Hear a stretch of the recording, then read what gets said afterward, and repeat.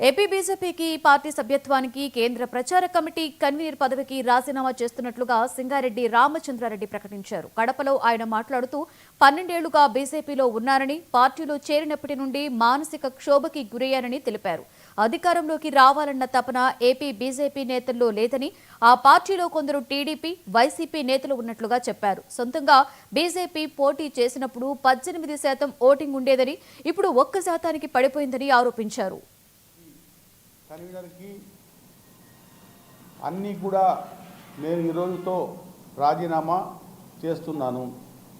ఇప్పుడే శ్రీ జగత్ ప్రకాష్ నడ్డా గారు జాతీయ అధ్యక్షులు వారికి ఫ్యాక్స్ ద్వారా, వాట్సాప్ ద్వారా పంపించడం జరిగింది. అదేవిధంగా రాష్ట్ర బాధ్యతల్లో ఉన్నటువంటి శ్రీ మాధవ్ గారికి కూడా రాష్ట్ర అధ్యక్షులు ఆయనకు కూడా నా రాజీనామా ఆమోదించాల్సిందిగా నేను పంపడం జరిగింది.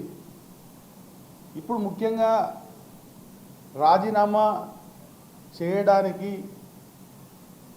కారణం కూడా నేను గత 12 సంవత్సరములుగా భారతీయ జనతా పార్టీలో ఉంటున్నాను.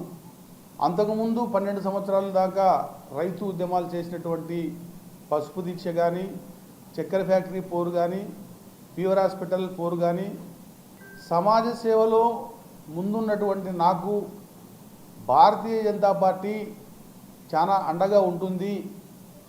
నేను ఏం చేసినా కూడా, ఉద్యమాలు చేసినా ప్రజల కోసమే కాబట్టి ఆ పార్టీ అయితే నాకు వేదిక బాగుంటుందనే ఉద్దేశంతో భారతీయ జనతా పార్టీలో ఆ రోజు గౌరవ వెంకయ్య నాయుడు గారి సమక్షంలో నేను చేరాను.